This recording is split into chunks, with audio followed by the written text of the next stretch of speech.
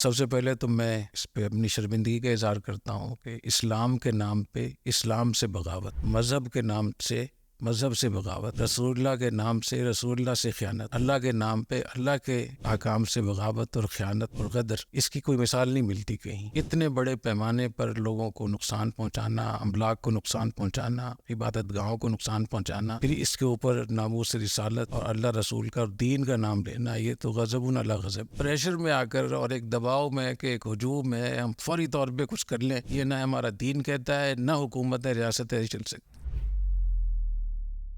بسم اللہ الرحمن الرحیم۔ السلام علیکم ورحمۃ اللہ وبرکاتہ۔ ناظرین محترم، آپ کو پتہ ہے کہ 16 اگست کی صبح فیصل آباد کی تحصیل جڑاوالا میں ایک بہت ہی افسوسناک واقعہ اس وقت پیش آیا جب ایک مقامی آبادی کی مسجد میں اعلان ہوا کہ عیسیٰ نگر، جہاں بہت سارے مسیحی آباد تھے، زیادہ تر مسیحی آبادی ہے اس بستی میں، وہاں پر قرآن مجید کی گستاخی ہوئی ہے، لہٰذا ہم سب کو یہ فرض بنتا ہے کہ ہم جا کے اپنے قرآن مجید کی اس بے ادبی کا بدلہ لیں۔ اور ایک مشتعل ہجوم جو تقریباً 400 سے 500 افراد پر مشتمل ہجوم تھا، وہ اس آبادی کی طرف بڑھا ہے اور اس نے اس آبادی پر ایسا دعویٰ بولا ہے کہ نہ عبادت گاہوں کو دیکھا ہے، نہ ہی لوگوں کی ذاتی املاک کو دیکھا ہے، نہ ہی قصوروار کو دیکھا ہے، نہ ہی بے قصور کو دیکھا ہے، اور تقریباً 4 گرجا گھر انہوں نے جلا دیے۔ ظاہر ہے ان کے اندر مقدس کتابیں بھی موجود تھیں، ساری چیزیں، اور آبادی میں کوئی جانی نقصان کی فی الوقت اس لیے اطلاع نہیں ہے کہ چونکہ وہ اعلانیہ ایک دھاوا تھا تو لوگوں نے بڑی مشکل سے بھاگ کر اپنی جان بچائی، لیکن جتنی املاک تھی ان کی، جتنا کچھ ساز و سامان تھا گھر کا، وہ جل کر یا تو خاکستر ہو گیا ہے یا پھر وہ لوٹ لیا گیا ہے۔ ابھی آئی جی پنجاب نے جو اطلاع دی ہے اس کے مطابق تقریباً 128 کے قریب، اس سے زائد کچھ افراد گرفتار ہیں اس الزام میں۔ جس آدمی نے یہ اعلان کیا تھا مسجد میں، یاسین نامی وہ آدمی ہے، اس کو بھی گرفتار کر لیا گیا ہے۔ وزیر اعظم، نگران وزیر اعظم، ان کی بھی مذمت آئی ہے، دیگر جو عہدیداران ہیں ان کی مذمت بھی آ رہی ہے، لیکن اب تو چڑیاں وہ کہتے ہیں نا چگ گئی کھیت والی بات ہے۔ تو بہرحال 3500 کے قریب رینجرز پولیس کے اہلکار اس وقت وہاں پہ سیکیورٹی سنبھالے ہوئے ہیں۔ دفعہ 144 نافذ اگلے تقریباً ایک ہفتے کے لیے۔ حضرت استاد صاحب، حضرت مفتی عبدالرحیم صاحب دعوت برکاتہم، جامعۃ الرشید کے سرپرست اعلیٰ، ان سے ہم خصوصی طور پہ اس حوالے سے رہنمائی انشاءاللہ لیں گے آج کے اس پوڈ کاسٹ میں۔ ان کا شکریہ ادا کرتے ہیں وقت کے لیے۔ السلام علیکم ورحمۃ اللہ وبرکاتہ۔ ٹھیک ہے، وعلیکم السلام ورحمۃ اللہ وبرکاتہ۔ حضرت، یہ ایک بہت ہی افسوسناک واقعہ ہے، یہ واقعہ پہلا نہیں ہے، اس پر ہم آگے چل کے بات کریں گے، لیکن میں چاہوں گا کہ اس جو خاص واقعہ جو گزشتہ کل ہوا جڑاوالا میں، جس کی میں نے کچھ تفصیل بیان کی، حضرت اس حوالے سے کیا فرمائیں گے ابتدائی طور؟ بسم اللہ الرحمن الرحیم۔ سب سے پہلی بات تو یہ کہ توہین ہوئی یا نہیں ہوئی، جی، یہ ایک مستقل موضوع تھا۔ اس کی جب تک یہ تحقیق نہ ہو جائے، ثابت نہ ہو جائے کہ کسی نے توہین کی ہے، اس سے پہلے کسی کو قصوروار ٹھہرانا اور قانون ہاتھ میں لینا اور پھر لوگوں کو نقصان پہنچانا، اموال کو نقصان پہنچانا، املاک کو نقصان پہنچانا، یہ شریعت کے لحاظ سے بھی حرام ہے، ناجائز ہے، اور ہمارے آئین کے لحاظ سے بھی غلط ہے، اور اس کی کسی بھی طرح پہ اس کی حمایت نہیں کی جا سکتی۔ اس کو یہ نہیں کہا جا سکتا کہ یہ اسلام کے حوالے سے اس کی کوئی اس کے جواز بنتا ہے، انتقام لینے کے حوالے سے، یا توہین، یا قرآن پاک کی حرمت کا حوالہ دے کر، تو اس کی کوئی اس کا جواز نہیں ہے۔ پہلی بات میں یہ سمجھتا ہوں کہ یہ ہونا چاہیے کہ جو ہمارے ہاں قانون ہاتھ میں لینے کا رواج چل پڑا ہے کہ کبھی کوئی بھی چیز ہو جاتی ہے تو فوری طور پہ لوگ خود قانون ہاتھ میں لیتے ہیں، یہ ایک بنیادی خرابی ہے ہمارے دین کے لحاظ سے بھی، مذہب کے لحاظ سے بھی، اور ہمارے آئین اور قانون کے لحاظ سے بھی، اور دنیا کے لحاظ سے بھی۔ اور اس فلسفے نے کہ آپ اپنے طور پہ قانون ہاتھ میں لے کے انتقام بھی لے سکتے ہیں، آپ سزا بھی دے سکتے ہیں، آپ حملہ بھی کر سکتے ہیں، جواب بھی دے سکتے ہیں، اس نظریے نے عالم اسلام کو، اور بالخصوص ہمارے جو مسلم ممالک ہے، خاص طور پہ بر صغیر میں اور پاکستان میں، اس کو بہت نقصان پہنچایا ہے۔ تو قانون ہاتھ میں لینا، اس کی شرح کسی بھی طریقے سے گنجائش نہیں ہے، کسی بھی حالت میں اس کی گنجائش نہیں ہوتی۔ تو سب سے پہلے تو میں اس پہ اپنی شرمندگی کا اظہار کرتا ہوں کہ اسلام کے نام پہ اسلام سے بغاوت، مذہب کے نام سے مذہب سے بغاوت، رسول اللہ کے نام سے رسول اللہ سے خیانت، اللہ کے نام پہ اللہ کے احکام سے بغاوت اور خیانت اور غدر، اس کی کوئی مثال نہیں ملتی کہیں. اتنے بڑے پیمانے پر لوگوں کو نقصان پہنچانا، املاک کو نقصان پہنچانا، عبادت گاہوں کو نقصان پہنچانا، پھر اس کے اوپر ناموس رسالت اور اللہ رسول کا اور دین کا نام لینا، یہ تو غضب علی غضب ہے. تو یہ اصل توہین تو یہ ہے. اصل مذہب کی توہین، قرآن اور حدیث کی توہین یہ ہے. ایک تو میں اپنی شرمندگی کا بھی اظہار کرتا ہوں، دوسرے ہے کہ میں بحیثیت قوم کے، بحیثیت ایک ادارے کے، میں یہ سمجھتا ہوں کہ ہمیں اس ذمہ داری کو قبول کرنا چاہیے کہ یہ مذہب کے نام پہ جو بھی کچھ ہوتا ہے تو جہاں حکومت اور ریاست کے ذمہ ہے کہ وہ اس کا بندوبست کریں، کیونکہ ان کے ذمہ ہے لوگوں کی جان مال عزت کا تحفظ کریں. اسی طریقے سے مذہب کے جو ذمہ دار ہیں، قیادت ہے، علماء ہیں، مذہبی جماعتیں ہیں، ان کے لیڈر ہیں، ان پر یہ لازم ہے کہ وہ اس معاملے میں اپنی ذمہ داری ادا کریں اور لوگوں کو اتنی جذبات دلاتا نہ، جذباتی کر دینا، اس کے بعد بھی جو چاہیں کرتے رہیں. تو جہاں حکومت اور ریاستوں کی ذمہ داری ہے وہاں دینی جماعتوں کی بھی ذمہ داری بنتی ہے اس حوالے سے. جی جزاکم اللہ خیر. حضرت میں اقلیتوں کے حقوق کے حوالے سے ہم آپ سے رہنمائی لیں گے، لیکن اس سے پہلے چونکہ یہاں پہ 4 گرجا گھر جلا دیے گئے، عبادت گاہوں کے حوالے سے ہمارے نبی کریم صلی اللہ علیہ وسلم کا اسوہ ہے، اس میں کیا تعلیمات ہیں کہ حضور کے زمانے میں ظاہر جو وہ ریاست مدینہ تھی اس میں بھی تو غیر مسلموں کی عبادت گاہیں تھیں، اقلیتیں تھیں، ان کی عبادت گاہیں تھیں. تو حضور کا یا ہماری جو اس وقت کی ریاست یا آگے خلفائے راشدین کا جو طرز تھا اس میں اقلیتوں کی عبادت گاہوں کی تحفظ کا کیا ہمیں درس ملتا ہے، اور اس واقعے کی روشنی میں خاص طور پہ میں کہوں گا. جی، اس بارے میں ایک تو نبی کریم صلی اللہ علیہ وسلم نے میثاق مدینہ جو آپ نے کیا تھا جی یہود کے ساتھ، بنو قریظہ، بنو قینقاع اور بنو نذیر، اس میں یہ لکھا ہوا تھا کہ ہم آپ پر اگر کسی قسم کا بھی کوئی ظلم ہوگا یا آپ پر کوئی نقصان ہوگا تو ہم اس کا دفاع کریں گے. تو صرف اتنا ہی نہیں ہے کہ ہم جان مال عزت کا تحفظ کریں گے، بلکہ اگر ان پر کوئی حملہ آور ہو تو اس کا دفاع کرنا بھی ہم پہ فرض ہے، لازم ہے. جڑانوالہ میں جو واقعہ ہوا، جو لوگ حملہ آور تھے وہ تو ظاہر ہے کہ اس کے ذمہ دار ہیں، لیکن جو دوسرے مسلمان تھے، دوسرے لوگ تھے، ان کے ذمہ تھا کہ وہ دفاع کرتے، مسیحی آبادی کا وہ دفاع کرتے. اور جہاں تک عبادت گاہوں کا اور گرجا گھروں کا مسئلہ آپ نے پوچھا ہے، تو نبی کریم صلی اللہ علیہ وسلم نے جو یمن کے جو عیسائی تھے، نجران کے عیسائی، ان سے جو آپ نے معاہدہ کیا، اس میں صاف طور پہ لکھا ہوا ہے کہ ولی نجرانہ و حاشیتیہ جوار اللہ و ذمت محمد النبی، کہ نجران اور نجران کے ارد گرد کے جو علاقے تھے وہ اللہ کی حفاظت میں ہیں، اور اللہ کی حفاظت کی ضمانت رسول اللہ دے رہے ہیں. حضور اکرم صلی اللہ علیہ وسلم نے فرمایا کہ میں ضامن ہوں، محمد الرسول اللہ ضامن ہے اللہ تعالیٰ کی اس حفاظت کی ضمانت. اور یہ جو حفاظت اور ضمانت نبی کریم صلی اللہ علیہ وسلم کی کس بات پہ تھی؟ علی اموالہم و ملتہم و بیعہم، کہ ان کے اموال کی بھی حفاظت کریں گے، ان کے ملت اور ان کے دین کی بھی حفاظت کریں گے، اور ان کے عبادت گاہوں کی بھی حفاظت کریں گے. وما تحت ایدیہم من قلیل او کثیر. تو جن لوگوں نے گرجا گھر جلایا ہے، انہوں نے نبی کریم صلی اللہ علیہ وسلم کی اس ضمانت اور گارنٹی سے بدعہدی کی ہے، اللہ تعالیٰ سے غدر کیا ہے، خیانت کی ہے. اور خیانت کرنے والے کے بارے میں قرآن حدیث میں بہت سخت وعیدیں ہیں. صحیح بخاری میں آتا ہے کہ لکل غادر لواء علی استہ او عند استہ یوم القیامہ، کہ جو لوگ غدر کرتے ہیں، خیانت کرتے ہیں، معاہدے کو توڑتے ہیں، قیامت کے دن اللہ تعالیٰ ان کے اوپر ایک جھنڈا لگائے گا، علی استہ، یعنی اس کے سرین پر ایک جھنڈا ہوگا، اور اس کو پوری میشر میں اس کو دکھایا جائے گا، اور جس درجے کی خیانت ہوگی اسی درجے کا جھنڈا بلند کیا جائے گا، ذلت اور رسوائی کا.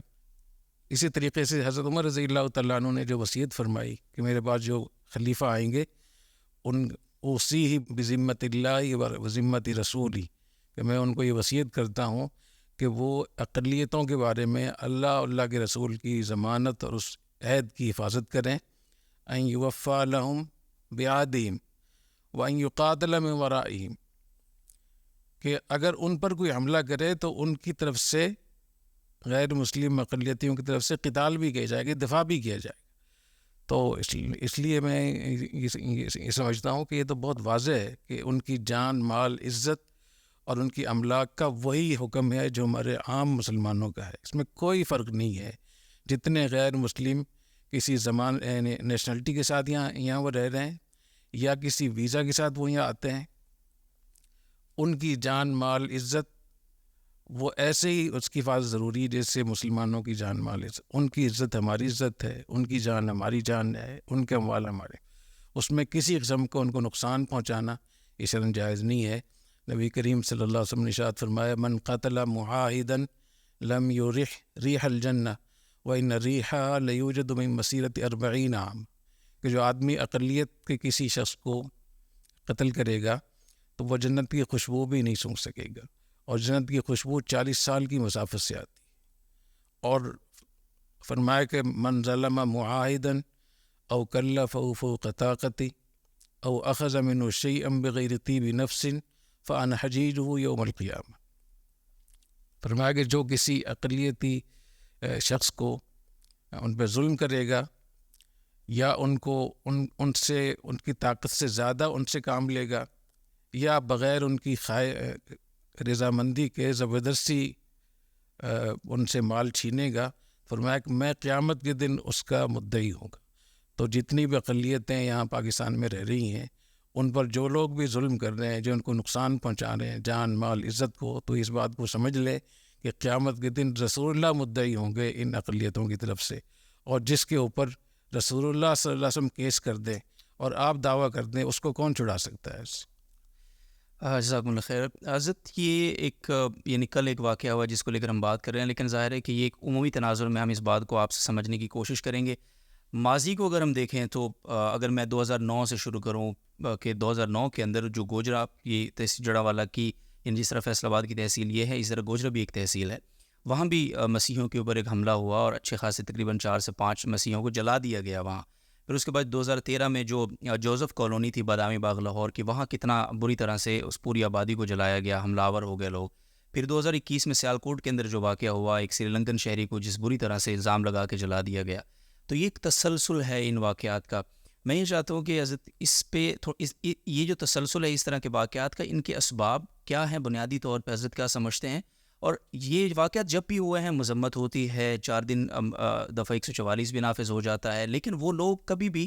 کبھی ہمیں نظر نہیں آیا کہ خبر آئی ہو کہ فلاں اس طرح کے واقعے کے مجرم کو سزا دے دی گئی ہے، سوائے اس جو 2021 کا واقعہ تھا. اس پر حضرت استاد صاحب خود بھی ایک وفد کی شکل میں سری لنکن اس ہائی کمشنر سے بھی ملاقات ہوئی، اس پر علماء نے جو پیش رفت کی تو اس کے بعد کچھ نتائج اس کے ملے بھی. آج اسلامی نظریاتی کونسل نے ایک بیان بھی اس واقعے پہ جاری کیا ہے کہ جن لوگوں نے خاص طور پہ اعلان کیا ہے مسجد میں اور لوگوں کو اکسایا، ان کو تو سرعام سزا دینی چاہیے. ابھی قبلہ یاز صاحب کا بیان بھی آیا. تو میں یہ چاہتا ہوں کہ حضرت یہ تسلسل کے ساتھ اس طرح کے جو واقعات ہو رہے ہیں، بے دھڑک لوگ کود پڑتے ہیں اس طرح کے واقعات میں، اسباب کیا ہیں حضرت کی نظر میں اس کے، اور سدباب ظاہر ہے اس پہ؟ دیکھیں، جہاں تک اسباب کی بات ہے تو کئی اسباب ہیں، اور سب سے بڑا سبب وہ حکومت اور ریاست کی ریٹ کا نہ ہونا ہے. جی، حکومت اور ریاست ہی اصل اس کی ذمہ دار ہے. ان کے ذمہ ہے کہ وہ ریٹ قائم کریں، قانون نافذ کریں، قانون ہاتھ میں نہ لینے دیں، اور ان کے یہ ذمہ ہے کہ وہ لوگوں کو آگاہی فراہم کریں کہ کس طریقے سے ہمارے ملک میں بیرونی ایجنڈا چل سکتا ہے. جو دشمن ہیں اسلام کے اور پاکستان کے، وہ کس طریقے سے لوگوں کو یہاں پلانٹ کر سکتے ہیں، ان کو باقاعدہ پیسے دے کر یہ چیزیں کروا سکتے ہیں، یا پروپیگنڈا کر سکتے ہیں، یا افواہیں پھیلا سکتے ہیں.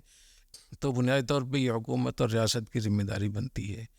دوسری بات یہ کہ جو مذہبی قیادت ہے، جو لیڈرشپ ہے، اس پر یہ فرض بنتا ہے کہ وہ لوگوں کو جذباتیت اور سطحیت سے نکالیں اور شریعت کی پابندی کریں، اور قرآن اور حدیث اور خاص طور پہ سیرت میں نبی کریم صلی اللہ علیہ وسلم کا جو رویہ تھا غیر مسلموں کے ساتھ، اقلیتوں کے ساتھ، وہ اتنا خوبصورت ہے، اتنا بڑا ہے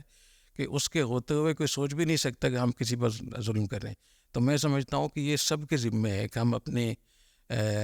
حکومت اور ریاست بھی اپنی ذمہ داری ادا کرے، اور اس میں انصاف جی، اور تحقیق. اگر کسی نے یہ واقعتاً کیا ہے،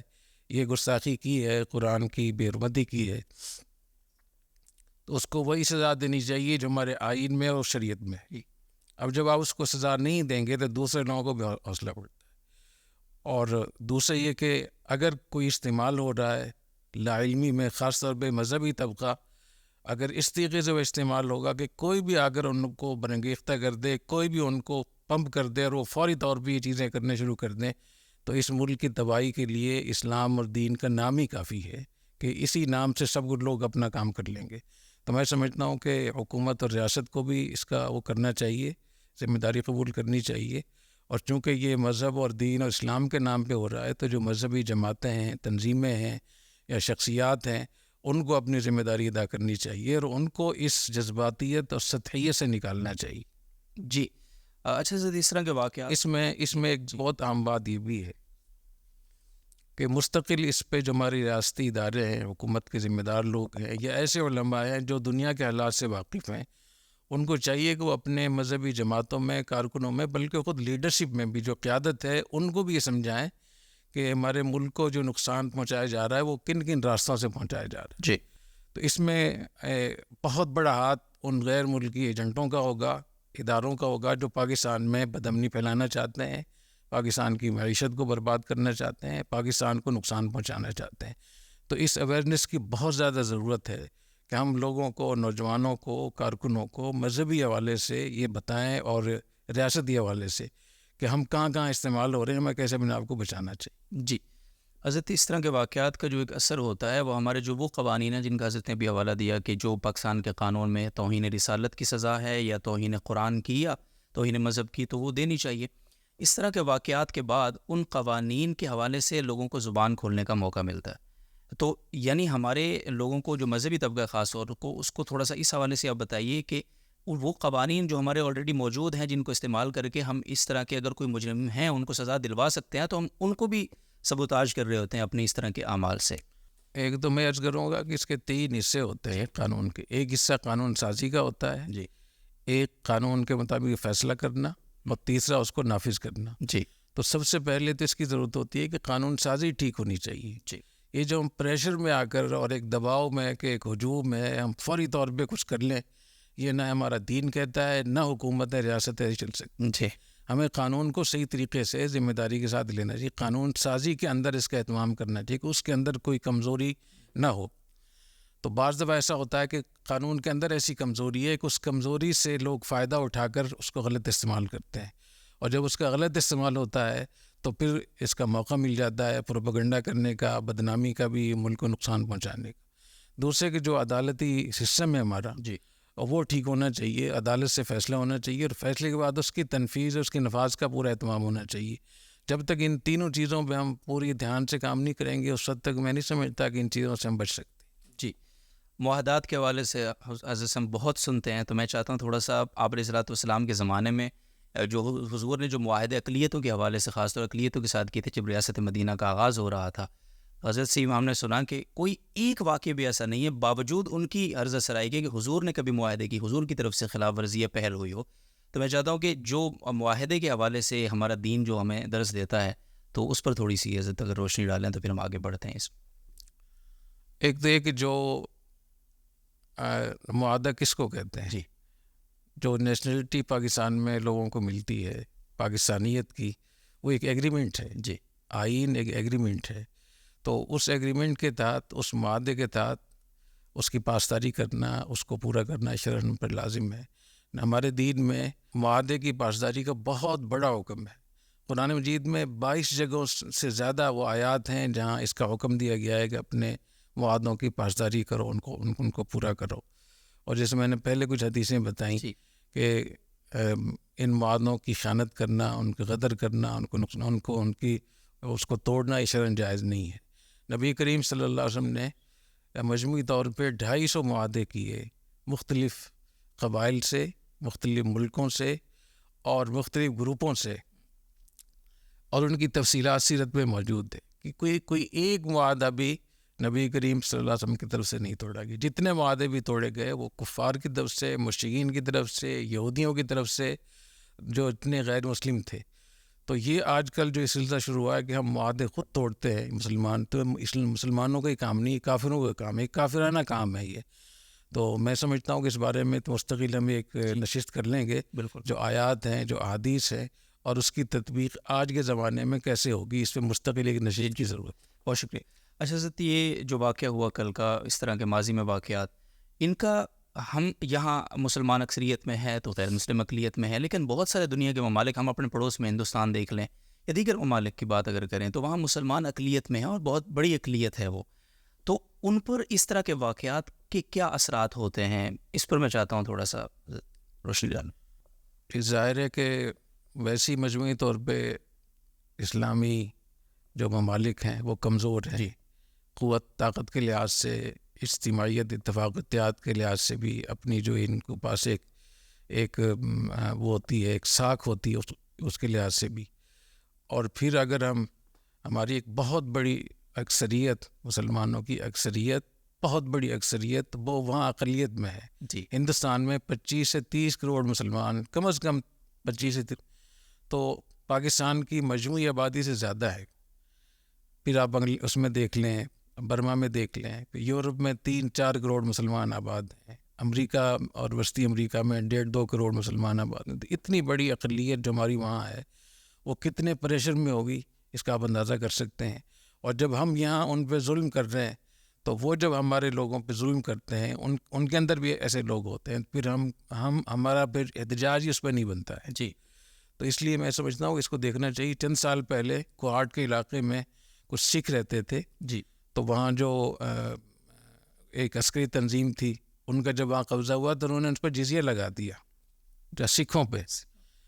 تو پھر ہندوستان میں جو سکھ تھے، جو مسلمان تھے اور سکھوں کے علاقے میں آباد تھے، تو انہوں نے ہم سے رابطہ کیا.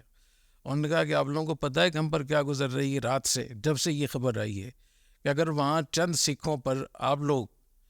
اگر جزیہ لگائیں گے اور ان کو تنگ کریں گے، ان کو پریشان کریں گے، تو ہمارے اوپر، ہم تو یہاں لاکھوں کروڑوں میں ہیں. تو اس لیے اس بات کو دیکھنے کی بہت ضرورت ہے کہ ہمارے اس عمل سے کروڑوں مسلمان غیر محفوظ ہو جاتے ہیں، ان کی جان مال عزت غیر محفوظ ہو جاتی ہے. ہمیں اس قسم کے اقدام سے شرم آنی چاہیے. ہمیں اللہ سے بھی ڈرنا چاہیے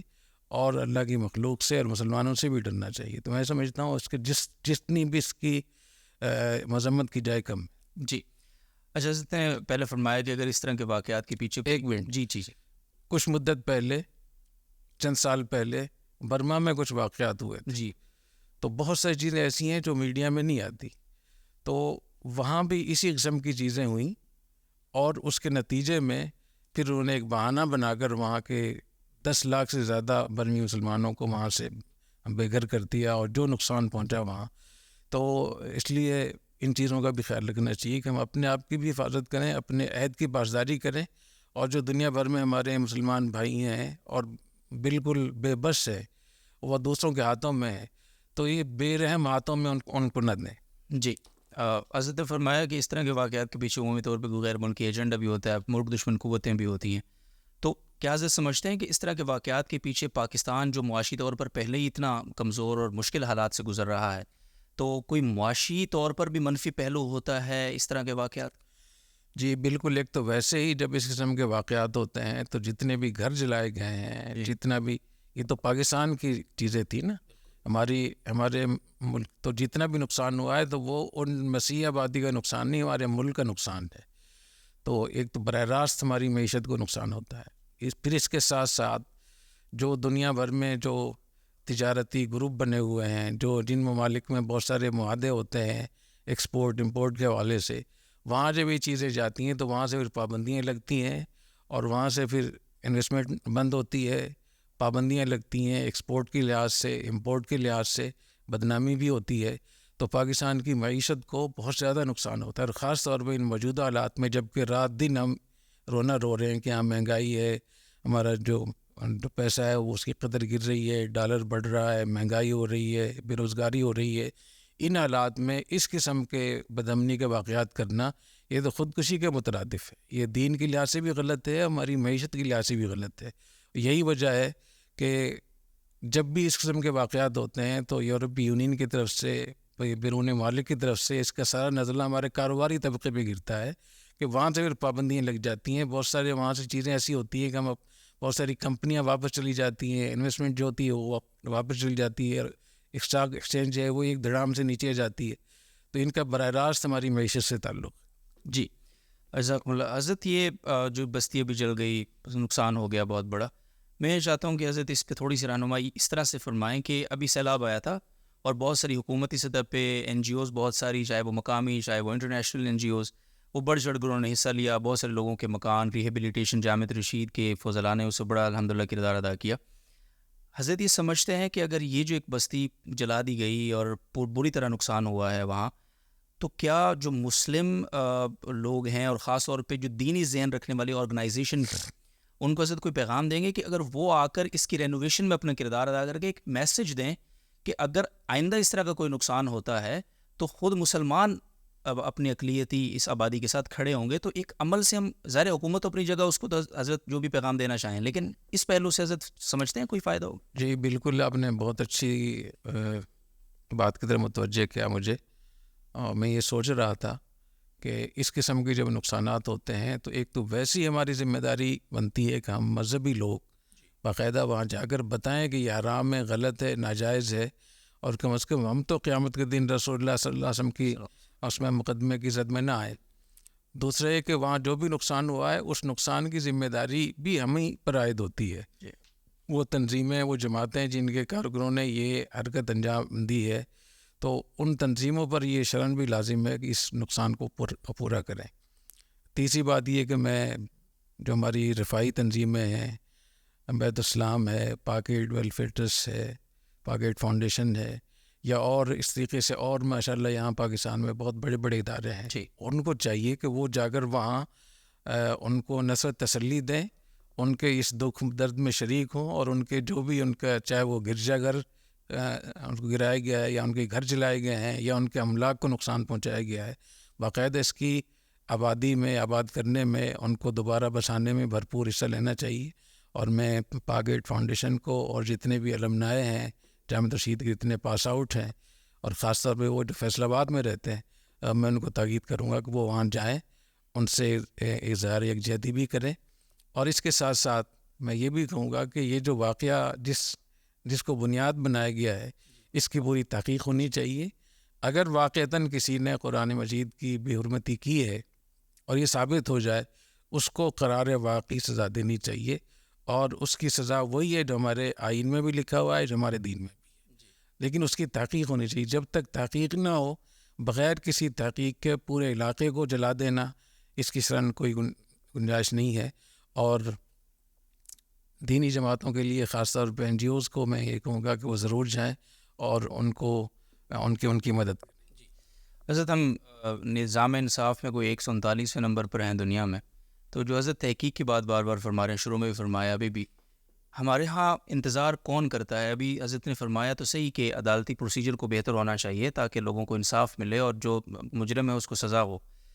لیکن یہ جو اس طرح کے جو حساس موضوعات ہوتے ہیں یا معاملات یا اس طرح کے الزامات ہوتے ہیں، عوام الناس عمومی طور پہ اس طرح کے معاملات میں تحقیق یا اس کی طرف جانے والے کو بھی بس اوقات سہولت کاری کا درجہ دے رہی ہوتی ہے اور اس کو بھی واجب القتل. تو یہ جو ایک عدم برداشت کے ماحول میں تحقیق کا مطالبہ خود ایک بہت مشکل کام نہیں ہے، اور اس پر ہمیں کیسے اس کو مل بیٹھ کے، علماء کی اس میں کیا ذمہ داری ہے کہ جو بھی مجرم اگر کسی بھی الزام لگائے اور ہم نے اس کو جرم ثابت کرنا ہے تو ہم پراپر قانون اور شریعت کی روشنی میں اس کو پائے تکمیل تک پہنچائیں؟ اس میں دیکھیں دو چیزیں ہیں. ایک تو کہ ایک دم کچھ بھی نہیں ہو سکتا فوری طور پہ، لیکن ہم آغاز تو کریں. آغاز اس طریقے سے ہونا چاہیے کہ اس کی جو ہماری ریاستی ادارے ہیں اور جو ہماری حکومتی ادارے ہیں، باقاعدہ اس کو ایک مہم بنا کر، ذمہ داری بنا کر اس کی انویسٹیگیشن کریں، اور وہاں جائیں اور ان لوگوں کو پکڑیں، ان سے پوچھیں جنہوں نے کہا تھا کہ ہم نے یہ قرآن مجید کے اوراق دیکھے ہیں. باقاعدہ ان سے پوری اس کی صحیح تفتیش ہونی چاہیے، اور پھر اس تفتیش کو تمام میڈیا میں لے کر آئیں، لوگوں کو بتائیں کہ اس میں کہاں غلطی تھی، کس نے غلطی کی، اور اس کے بعد پھر اس کی سزا دلوانے میں ہماری جو ریاستی ادارے ہیں، جو ہماری حکومت ہے، ان سب کو اس میں اپنی ذمہ داری ادا کرنی چاہیے. اس کے ساتھ ساتھ جو ہمارا مذہبی طبقہ ہے، ان پر یہ بڑی بھاری ذمہ داری عائد ہوتی ہے کہ وہ لوگوں کے اندر یہ شعور پیدا کریں کہ جذبات میں آنا اور بغیر تحقیق کے، بغیر ثبوت کے کسی پر ہاتھ ڈالنا شرعاً جائز نہیں، حرام ہے. جہاں وہ اس کو یہ سمجھتے ہیں کہ یہ اللہ رسول کا ہم پر حق ہے، تو وہاں یہ بھی ان کو سمجھائیں کہ اللہ رسول سے بغاوت بھی اگر ہم نے بغیر تحقیق اس کے کیا. تو یہ مذہبی طبقے پر یہ بہت ضروری ہے کہ وہ باقاعدہ اس کے بارے میں لوگوں کو شعور فراہم کریں، ان کو آگاہی دیں، اور اس جذباتیت اور سطحیت کا علاج دونوں طرف سے ہوگا، حکومت اور ریاست کی طرف سے بھی، نظام عدل کی طرف سے بھی، اور اس کے ساتھ ساتھ مذہب کے حوالے سے بھی۔ اگر ہماری ریاست یا پولیس، تھانے والے یا حکومت سنجیدہ بھی ہو جائے اور تمام لوگ پل پڑیں اس تھانے کے اوپر، اس عدالت کے اوپر، تو وہ کیا کر لیں گے؟ تو وہاں تو حکومت اور ریاست بھی بے بس ہو جاتی ہے۔ اس لیے جہاں حکومت ریاست کی جتنی ذمہ داری ہے، اتنی ہی ذمہ داری بلکہ اس سے زیادہ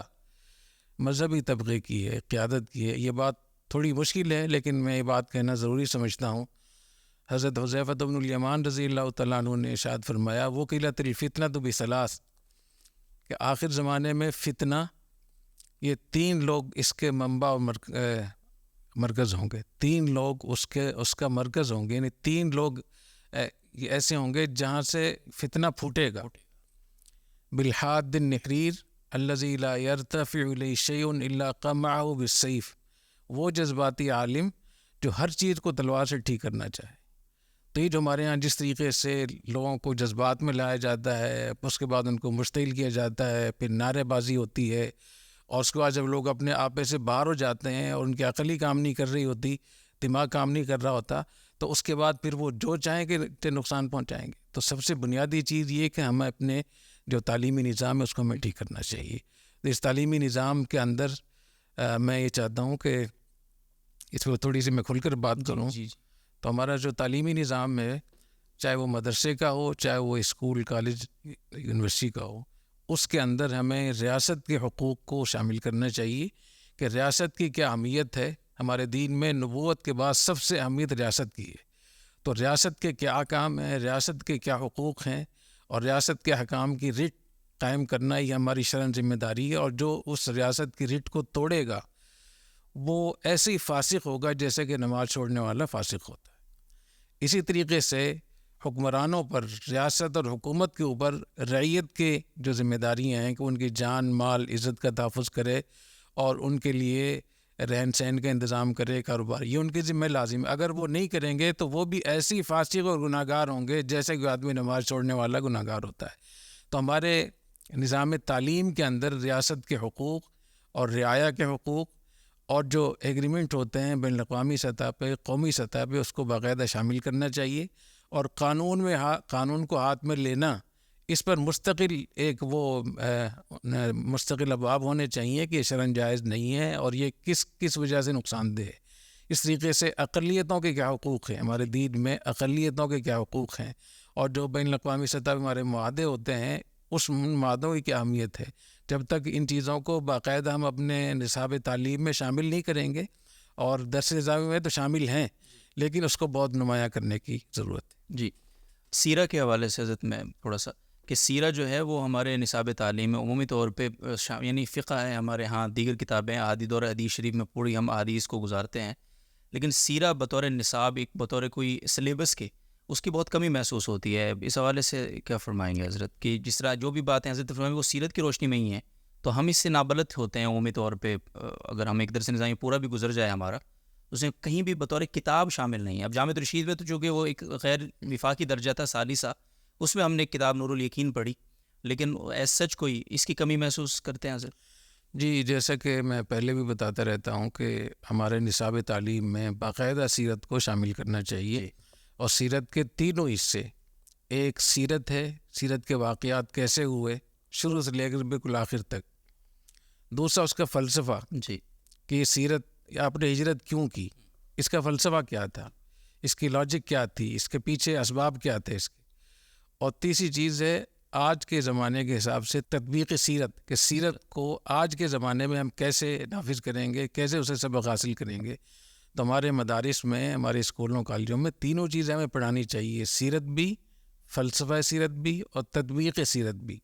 اور جب آپ اس پہ آئیں گے تو آپ کو اندازہ ہوگا کہ ہمارے تمام مسائل کا حل، چاہے وہ معاشی ہوں، سیاسی ہوں، نفسیاتی ہوں، دفاعی ہوں، قومی سطح کے ہوں، بین الاقوامی ہوں، معاشرتی ہوں، ان سب کا حل سیرت میں موجود ہے۔ اللہ تعالیٰ نے نبی کریم صلی اللہ علیہ وسلم کو ان تمام مراحل سے گزار دیا ہے جن مراحل کا سامنا امت مسلمہ کو ہو سکتا تھا. اور میں اس پہ ایک مستقل آپ سے ایک وہ کر لوں گا کیونکہ میں اب بہت جی ٹھیک ہے. آخری سوال بس سے اسی واقعے کے حوالے سے کہ یہ جو حکومت کی اب ذمہ داری حضرت کیا سمجھتے ہیں کیا بنتی ہے علماء کی تو حضرت نے بتایا, اس واقعے کو لے کر ایک مثال بنانا چاہیے اور حکومت کو کیا حضرت میسج دیں گے, کوئی پیغام؟ ایک تو میں سمجھتا ہوں کہ جتنا بھی جو اصل بنیاد جس بات پہ جھگڑا شروع ہوا جی اس کی پوری ایک تفتیش ہونی چاہیے صحیح طریقے سے, اور وہ اس تفتیش میں شفافیت ہو جی اور اس میں کوشش کی جائے کچھ مذہبی علماء کو بھی اس میں شامل کر لیا جائے جی تاکہ سب کو اعتماد ہو کہ جو تفتیش ہو رہی ہے میرے خیال اس کا بہت فائدہ ہوگا. جی اور میرا اندازہ یہ ہے کہ ہمارے پاکستان میں اس قسم کے جتنے واقعات بھی ہوتے ہیں اس میں بڑی سطح زیادہ تر تعداد ان واقعات کی وہ ہے جو باقاعدہ پروپیگنڈا کیا جاتا ہے, اس کے پیچھے کچھ مقاصد ہوتے ہیں اور باقاعدہ یہ چیزیں کروائی جاتی ہیں تاکہ پاکستان کے اندر ایک خلفشار پیدا ہو, مذہب بدنام ہو, پاکستان بدنام ہو. تو اگر اس کی پوری تحقیق کی جائے گی تو آپ کو اندازہ ہو جائے گا کہ یہ واقعہ تھا بھی یا نہیں. جی پاکستان میں جس قسم کے حالات ہیں اس میں کیا ایسا ممکن ہے کہ دو آدمی اپنی تصویر کے ساتھ وہ شائع کر دیں کہ ہم, یہ ممکن نہیں. جی اور ہاں یہ ممکن ہے کہ وہ یہاں سے بھاگ جائیں پہلے سے اور وہاں سے کوئی چیز کر دیں, لیکن یہاں رہتے ہوئے کہ ان کے گھر بھی یہاں ہوں بظاہر میں تو نہیں سمجھتا کہ یہ ممکن ہوگا. جی تو اس کی ایک تفتیش صحیح طریقے سے ہونا چاہیے, اس میں کچھ مذہبی علماء کو بھی شامل کرنا چاہیے اور اس کو پھر شائع بھی کرنا چاہیے, اس کو میڈیا میں لانا چاہیے اور اس کی قرار واقعی سزا بھی دینی چاہیے اور کسی ایک واقعے کو ایک نمونہ بنا دینا چاہیے تاکہ اس سے لوگوں کو عبرت ہو, تو اس کا بہت فائدہ ہوگا انشاءاللہ. جی جزاکم اللہ خیر. اسی طریقے سے اس کی ضرورت ہے کہ جو یہ واقعہ ہوا ہے حکومت اور ریاست اور ہمارا میڈیا خاص طور پہ ان تمام اداروں کو اس میں شامل کریں جو بڑے بڑے مدارس ہیں, بڑی بڑی جماعتیں ہیں, تنظیمیں ہیں, ان کی جو قیادت ہے, ان کی جو لیڈرشپ ہے, ان سے بات چیت کرنی چاہیے, ان کے انٹرویو لینے چاہیے اور اس کو نشر کرنا چاہیے تاکہ یہ دنیا کو پتہ چلے کہ یہ ہمارے دین کا مسئلہ نہیں ہے جی, آپس میں کوئی مسئلہ ہوگا, کوئی جھگڑا ہوگا, کوئی اور چیز ہوگی. اور تو جب تک ان کو اس میں شامل نہیں کریں گے تو وہ ماحول بھی نہیں بنے گا. تو میرا یہ مشورہ ہوگا کہ, اور تیسری بات یہ کہ جو اصل اس کا جو حل ہے وہ ہمارے تعلیمی نظام ہے.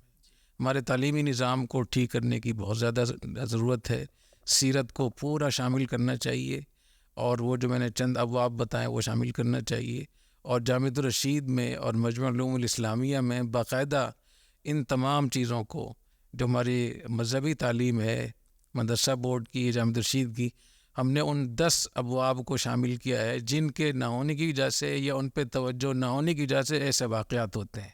اس طریقے جو ہمارا اسکول ہے, کالج ہے, یونیورسٹی کے چارٹر میں ملا ہے, اس کے نصاب تعلیم میں بھی ہم نے وہ 10 چیزیں شامل کی ہیں جن کی وجہ سے حکمران اپنی ذمہ داریوں سے غافل رہتے ہیں اور لوگ اپنے طور پہ قانون ہاتھ میں لیتے ہیں. تو یہ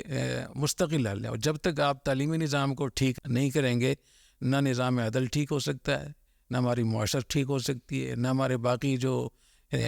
حکومتی کام ہے ذمہ داریاں ادا ہو سکتی ہیں. تو میرا آخری مشورہ یہی ہوگا کہ نظام تعلیم کو اور وہ ادارے جو اس طرز پہ کام کر رہے ہیں, جس طرز پہ جامعۃ الرشید کام کر رہا ہے, مجمع العلوم الاسلامیہ ہے, یا الغزالی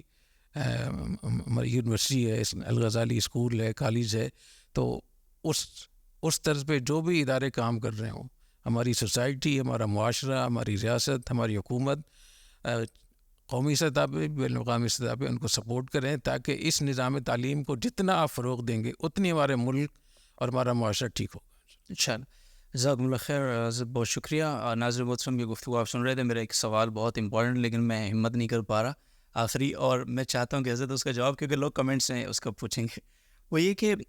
تھوڑا سا اس کا حکم فرما دیں کہ جس طرح آسیہ مسیح کا ایک کیس تھا ہمارا ماضی میں.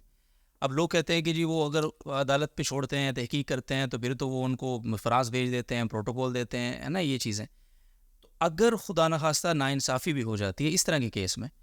تو پھر بھی کیا ہمارے لیے کوئی جواز ہے کہ ہم قانون کو ہاتھ میں لیں, یا وہ اللہ تعالیٰ اور ان کا معاملہ ہے, ہمارے لیے پھر بھی اجازت, اس پہ جو شرعی حکم ہے میں چاہتا ہوں جاتے جاتے اس پہ تھوڑی سی روشنی.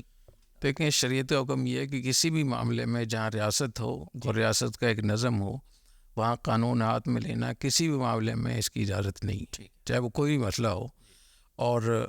جتنا ہم زور لگاتے ہیں قانون ہاتھ میں لے کر احتجاج کرتے ہیں پھر خود ہی ہم اس میں وہ ملزم بھی بن جاتے ہیں اور نقصان بھی پہنچاتے ہیں، اور سارے کیس جو کسی اور پر ہونے تو ہمارے اوپر ہو جاتے ہیں. اس کی بجائے ہم قانون کی تنفیذ کے لیے اور ریاست اور حکومتی اداروں کو متوجہ کرنے کے لیے اور پرامن احتجاج میں ہمیں کوشش کرنی چاہیے. اور قانون ہاتھ میں لے کر اگر آپ کریں گے تو جب قانون آپ ہاتھ میں لیں گے تو کیسے ثابت ہوگا کہ یہ مجرم ہے یا نہیں؟ اور اگر ہر آدمی کو آپ یہ اختیار دیتے ہیں تو کل کو آپ کے خلاف کوئی آدمی اٹھ جائے گا تو ہر آدمی دوسرے خلاف ایک سازش شروع کر دے گا. لہٰذا اس کی تو اجازت نہیں ہے، اس کی اجازت نہیں ہے. اور سیرت میں اور نبی کریم صلی اللہ علیہ وسلم کے دور میں جتنے واقعات بھی ایسے پیش آئے ہیں وہ نبی کریم صلی اللہ علیہ وسلم کی اجازت سے یا آپ نے تشکیل کی کہ آپ جائیں، چاہے وہ بنو قریظہ کا واقعہ ہو چاہے وہ دوسرے واقعات ہوں، تو اپنے طور پہ قانون ہاتھ میں لینا، خصوصاً اس زمانے میں جب کہ اتنے سارے دشمن ہمارے سر پہ چڑھے ہوئے ہیں اور وہ لوگوں کو مشتعل کر دیتے ہیں، میڈیا، سوشل میڈیا اور جس طریقے سے پروپیگنڈے ہوتے ہیں. اگر اس کی اجازت دی گئی تو کسی بھی ملک کو تباہ کرنا خود ہم اپنے اندر سے خود ہی تباہ کر لیں گے، باہر سے کسی حملے کی ضرورت نہیں. جزاکم اللہ خیر، بہت بہت شکریہ ناظم محترم. یہ ایک بہت ہی راست رہنمائی الحمدللہ ہمیں ملی اس واقعے کے تناظر میں. تو امید ہے آپ کو یہ سارا واقعہ بھی سمجھ آیا ہوگا کہ کیا اور شریعت پہلو سے اس کی ساری جو سارے اسپیکٹس ہیں وہ آپ کے سامنے واضح ہو گئے ہوں گے. لوگوں کی، ہماری ایز اے عام آدمی کیا ذمہ داری ہے، مذہبی رہنما کی کیا ذمہ داری ہے، ایز اے حکومتی اہلکار و عہدیدار ہماری کیا ذمہ داری ہے، ساری چیزوں پہ الحمدللہ بات ہوئی. اور آپ علیہ الصلوۃ والسلام کو اسوہ سیرہ اس حوالے سے اس میں ہمارے لیے کیا سبق ہے اس پر بھی تفصیل سے بات ہوئی. انشاءاللہ دوبارہ جس طرح حضرت نے فرمایا ہے کہ معاہدات کے حوالے سے اور دیگر کچھ اہم موضوعات پہ انشاءاللہ ہم کوشش کریں گے کہ دوبارہ میں اس پہ بات کرنا چاہوں گا کہ یہ جو اس قسم کے جب واقعات ہوتے ہیں فرانس میں، مختلف ملکوں میں یا یہاں ہوتے ہیں، اس کے بعد بین الاقوامی سطح پہ جو ایک رویہ ہمارے ساتھ کیا جاتا ہے اور ہم جس مشکل سے گزر رہے ہوتے ہیں، تو اس کا ہمیں کیا کرنا چاہیے، اس پر مستقل ایک نشست ہونی چاہیے. بالکل حضرت. اسی طریقے سے یہ جو پاکستان میں فرقہ وارانہ چیزیں پیدا ہوتی ہیں اور پھر بہت سارے آپس میں جھگڑے ہوتے ہیں، اس پر بھی ایک مستقل نشست کی ضرورت ہے انشاءاللہ. جزاک اللہ خیر، بہت شکریہ ناظرین. اپنا فیڈ بیک دیجیے گا، جو بھی سوال ہوگا ہم کوشش کریں گے اسے سامنے رکھنے کی تاکہ 5ویں نشست کا اضافہ ہو سکے. السلام علیکم ورحمۃ اللہ.